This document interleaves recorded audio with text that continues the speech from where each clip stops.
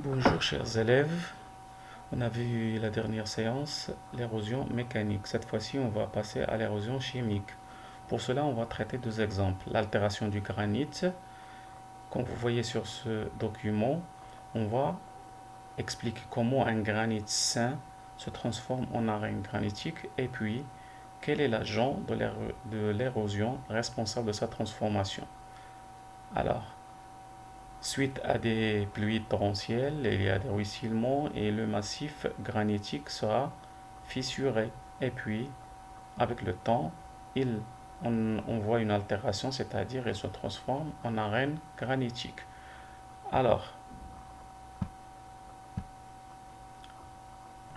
alors le massif granitique sain suite à l'eau de pluie et cette eau de pluie s'infiltre par les fissures qui parcourent le massif. Après, l'infiltration de l'eau provoque l'altération de la roche et elle devient friable, formation de l'arène granitique, c'est-à-dire une roche qui n'est pas compacte. Alors, avec le temps, il y a le chaos granitique, c'est-à-dire les eaux de pluie entraînent par ruissellement les éléments meubles de l'arène en dégageant les boules de granit. Alors, à noter que cette transformation du granit en arène granitique ne se fait pas en laps de temps. Alors les phénomènes géologiques en général se font dans des temps trop longs. Alors, ce document, regardez, suite à l'acidité de l'eau et l'eau en général, il provoque des diaclases, c'est-à-dire grandes fissures. Et après, il y a fragmentation de la roche. Alors, ce document résume en général les transformations que subit le granit. Alors, il y a un granit sain et on sait que le granit se forme en profondeur de la terre. Il n'arrive à la surface qu'après affleurement et érosion. Alors, le granit sain, suite à des pluies, etc., il devient un granit altéré. Et puis, une arène granitique. Une arène granitique constitue essentiellement des grains de quartz et de l'argile. Alors, ce document montre les étapes de l'altération d'un fragment de granit par l'eau. Alors, le granit sain devient granit altéré et puis granit arène granitique. Alors, quels sont les agents? Les agents sont l'eau de pluie, le vent, l'humidité, l'air, le dioxygène atmosphérique sont tous des agents d'altération du granit. Alors, on passe au deuxième exemple qui est l'action des pluies acides sur les roches calcaires. Alors, on va mettre 4 échantillons de masse égale 26 grammes dans 4 milieux d'acidité différentes. Le premier 25%, le deuxième 10%, le troisième c'est l'eau de mer et l'eau de pluie. Ces eaux, leur acidité est très faible. Alors, après 60 jours, on va voir la quantité de ces échantillons. Regardez, il diminue, mais regardez, quand l'acidité est forte, alors la diminution est forte. Quand l'acidité est faible, la diminution est faible. Alors d'où viennent ces pluies acides? En traversant l'atmosphère et le sol, l'eau de pluie s'enrichit en dioxyde de carbone. Alors on sait que les êtres vivants respirent, alors elles émettent et rejettent dans l'air le CO2. Aussi le sol, euh, dans le sol, il y a des êtres vivants qui respirent. Alors le sol est riche en CO2. Et en traversant l'atmosphère, l'eau s'enrichit en dioxyde de carbone, le CO2. C'est ainsi que la pluie acquiert son caractère légèrement acide. Elle devient ainsi capable de dissoudre le calcaire et le transforme en élément dissous dans l'eau. Alors on va traiter le tableau. Alors en comparant la masse des échantillons des roches obtenues à la fin de l'expérience, on observe que la masse des échantillons a diminué à la fin de l'expérience. Alors comment expliquer que l'effet de l'eau de mer et l'eau de pluie sur les roches? C'est à cause de leur acidité, c'est-à-dire l'acidité de l'eau de mer et l'eau de pluie, ils contribuent à la dissolution d'une partie des échantillons en éléments dissous, c'est-à-dire leur masse diminue.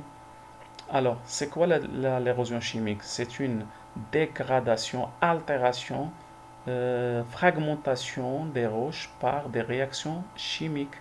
Par exemple, l'acide chlorhydrique dégrade le calcaire. Alors, l'acide chlorhydrique, on ne le trouve pas dans la nature, mais c'est dans le laboratoire. Alors, remarque, d'où viennent les acides, oh, les pluies acides, on a déjà vu. Alors, les roches calcaires, si on met une goutte d'acide chlorhydrique sur un échantillon de calcaire, on regarde une effervescence. Ça veut dire quoi? Alors, elle produit une effervescence due à un dégagement d'un gaz, le dioxyde de carbone. Alors, le HCl entraîne la dissolution des roches calcaires. Alors, enfin, l'érosion chimique se traduit comme suit. Sous l'action de l'eau et des agents atmosphériques, c'est-à-dire la température, l'oxygène, etc., l'humidité, les minéraux qui constituent le granit se dissolvent et s'altèrent dans l'eau. Et la roche s'effrite. C'est-à-dire il devient friable. Ainsi, le granit compact se transforme en roche meuble, puis en arène granitique. L'eau chargée de CO2 en brun et eau de pluie, alors s'infiltre dans les roches calcaires et provoque la dissolution du calcaire et donc la formation des diaclases. Alors dans l'érosion chimique, il y a des réactions chimiques qui altèrent, et dissolvent les roches, notamment le granit et le calcaire, les roches calcaires. Alors en général, on conclut que l'érosion est un phénomène naturel. En général, c'est un phénomène naturel qui provoque l'apparition de petites particules. Alors les roches mères sont de grandes masses de blocs, etc. Ces particules issues de la fragmentation des roches, ces particules s'appellent des éléments détritiques ou des éléments chimiques se forment dissous dans l'eau, des éléments solubles comme les sels, etc. Alors, pour finir, alors l'érosion est le processus de dégradation et de transformation du relief et donc des roches. Il y a plusieurs types, notamment deux. Alors il y a l'érosion mécanique. L'érosion mécanique est la désagrégation, c'est-à-dire la séparation des grains d'une roche. Et cette désagrégation est mécanique, c'est-à-dire par la force des morceaux de roche causés par les agents externes comme